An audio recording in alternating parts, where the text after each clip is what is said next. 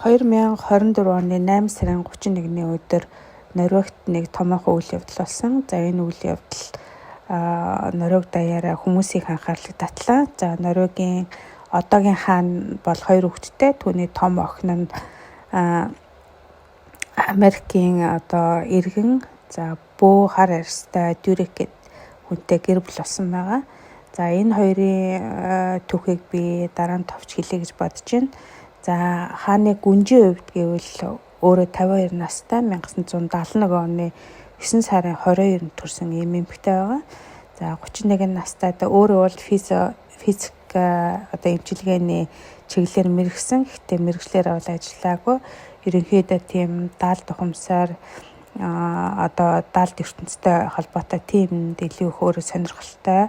За хувцас заагвар дизайны чиглэлээр өөрийн гэсэн брендийг гарган ингэж ажиллаж байгаа ийм эмэгтэй байгаа. За тэгээд 31 настай байхтай Норвегийн иргэн Ари Бен буюу энэ зурган дээр байгаа энэ хүнтэй гэр бүл болсон. За энэ хоёрыг гэр бүл болоод 15 жил хамт амьдарсан байгаа. За 3 охинтой байгаа. 2017 онд албан ёсоор гэр бүл сарлсан. За 2019 онд 2 жилийн дараа нөхөр нь яг Зул сарын баярын урд өдөр нь гэртээ амиа хорсон байдалтай нас орсон байсан. За өөрөө нэлээд олон маш олон гоё зургуудыг зурсан. Уран бүтээлч ийм шүлэг зохиол бичдэг ийм хүн байсан. За тэгээд тун удалгүй энэ гүнж маань яасан гэхэлэр Америкийн хар арьстай ийм бөөтэй хайр сэтгэлийн холбоотой гэж мэдээлэл засагдсан байгаа. За энэ 5 жилийн өмнөөс энэ холбоо нь яасан бэ гэхэлэр энэ хоёр хоёулаа хамтдаа ингээд Норвегийн зарим газруудад даалд ухамсарын чиглэлээр лекц ингээд уншиж исэн. Гэсэн хэдийгээр хавдрын талаар нэлээд хавдрын эсүүд нь ямар нэгэн үйл өөр ч юм уу ямар нэг юмтай холбоотойгоор үүсдэг инээдрэг гэж ингээд дараа нь ном бичсэн байгаа. Гэхдээ тэр өөрийнхөө номноос тэр ишлүүдийг бол өөрөө алуу болгосон буцаага татаж номоо засварсан гэж ингэж яригдчихэж байгаа. За энэ хоёр ингээ холбоотой болчоод Норвегиуд нэг их тийм таатай бол хүлээж аваагүй.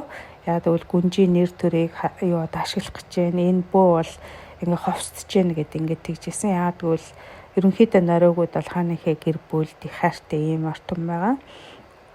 За гисэн хэдийгч энэ хоёр маань хоорондоо холбоотой ирж очиж ингэж явсаар байгаад коронагийн үе ихсэн. За коронагийн үе эхлэхэд яасан бэ гэхээр мань хүн бөө бол ютубер нэлээд олон дагалдагчийн тоон гүнжтэй холбоотой босноос хойш маш олон хэдэн сая нэмэгдсэн гэж байгаа. За өөрөө эмчилгээ хийдэг гэжсэн. Өөрөө 6 үйлөө 7 дахь үеийн бөө гэж нэрлэдэг юм байлаа.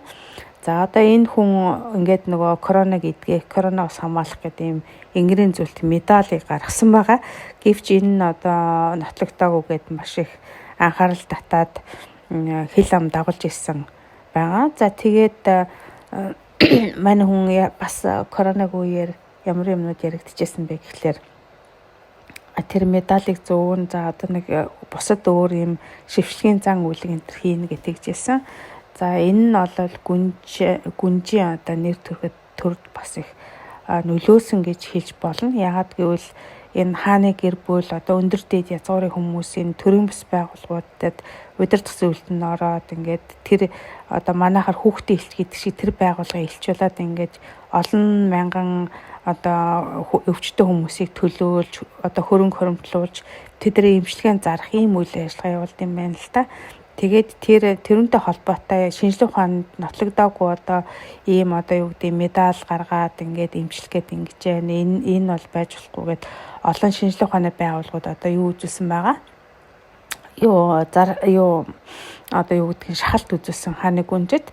За тэгээд мань хүн өөрөө жишээлх юм бол сул хараатай хүмүүс буюу сохор тийм хүмүүсийн нийгэмлэгээс ингээд татаад бүх нийгэмлэгүүд гүнжтэй хамтарч ажиллахаа зогсоосон байгаа.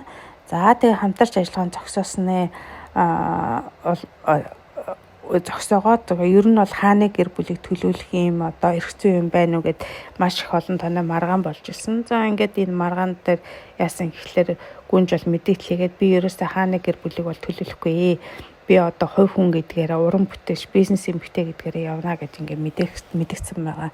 За ингээд энэ хоёр ирж очиж ингэж явсаар байгаад хамтдаа лекц янз бүрийн юмнууд зохион байгуулад ингээд явсаар байгаад тэгээд 5 жилийн дараа буюу 2024 оны 8 сарын 30-ны өдөр энэ Нориогийн одоо энэ зурган дээр үзүүлж байгаа үзэсгэлэнтэй газар хурмаа ихээр ингээд тоолсон байгаа. За энэ хурманд Шведийн одоо угсаа залгамжлах гүнж нөхөртөө за хамгийн бага одоо хаан хүү гэргитаа ингэж ирж оролцсон байна. Хүмүүс мэдээж Нориогууд гүнжигээ хайрлах, харамлах аль нь болсон байх. Тэгээд нөө хэвлэл мэдээллийн хэрэгслээд одоо мэдээллийг ингээд амжуулна гэдгсэн чинь юу болсон гэхээр энэ хоёр хурмаа одоо Английн шар хэвлэл гэдэг юм уу одоо юу гэсэн нөгөө hello гэсэн ийм сэтгүүлтэй гэрээ хийгээд тэгээд энэ гэрээт мэдээж маш өндөр үнээр зарсан болов гэж ингэж бодож байгаа.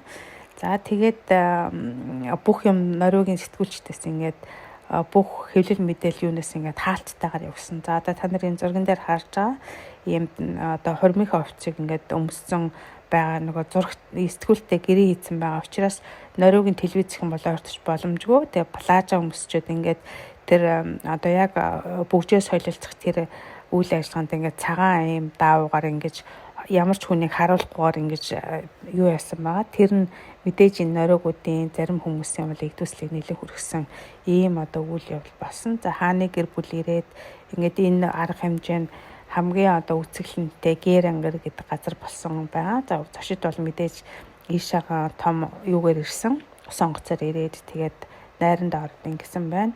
За харин нэг гинтийн шийдвэр нь юу болсон бэ гэхлээр хурмаа гэдээ гач ихэд хүмүүс ингээ өдөржин хүлээгээд ингээ байсан байхгүй. Тэгэхээр тэр хүмүүст бас зориулаад мэдлэх хэрэгтэй гэдэг ингээ гарч ирээд энэ хоёр мэдлэгээ үзүүлсэн.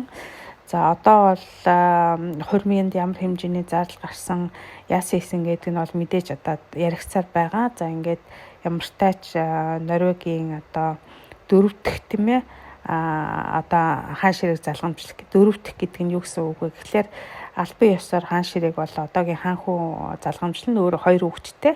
Тэгэхээр хаан хүүгийн дараа 2 хүүхэд нь залгамжлаад хэрвээ эдгээр ямар нэгэн асуудал болох юм бол 4 дахь нь албан ёсны хаан ширэг залгамжлах нь бол энэ гүнж болж ингэж таарч байгаамаа. Тэгээд ямар тач ингээ хурмаа хийлээ. За Дюрикийн хувьд гэвэл өөрөө гүнжээс одоо 3 насаар дүү 49 настай юм байгаа. Эрүүл мэндийн хувьд ч гэсэн ямар одоо бөөрийн диализийн аппаратанд орлоо гэдэг ч юм уу янз бүрийн асуудлууд энэ бас яригдсан хэвээр байгаа. За хурмын үйл ажиллагаанд нь тэр энэ бөөгийн одоо баг дүүндэр нэрсэн харин ээж нь бол ирээгүй. Яагад гэвэл жилийн өмнөөс нэг сэтгүүл ярьслага өгөхдөө юу гэсэн бэ гэхлээр энэ бол манай хүү бол маш хцээлтэй. Тэгээд энэ гүнжиг хувцсан байх боломжтой. Та нар анхаарах хэрэгтэй гэдээ маш их анхааруулга тийм хүүгийнхээ эсрэг мэдээлэл өгсөн. Тийм учраас мэдээж харилцаа холбоо бол таагүй хэвээрээ байгаа. Тийм учраас хуримд нь ирээгүй гэсэн иймнүүд байна. За зарим одоо Нориогийн одоо мэдээж манайхтай адилхан ингэж нөгөө юу хүмүүс агш далд ухамсартай холбогддог. За шаш юуныхэн бөөнөр байна тийм ээ. За тийм үздэг хүмүүс байгаа. Америкаас ч гэсэн тийм хүмүүс ирсэн юм шиг байна. Тэгэхээр энэ бол одоо тэр ертөнцид ингээд нэг хос нэмэгдлээ гэж ингэж тэд нар бол ярьж исэн. Тэгээд ямар тач ингээ хурим болоод ингээд өнгөрлөө. Одоо мэдээж бас сарн болж байгаа хэрэг гэд Нориогийн сэтгүүлчид араас нь үзэлтэй л байгаа юм шиг байна. Тэгээд хурмаа хийсэн хүмүүст наад жаргал хүсэн яриа.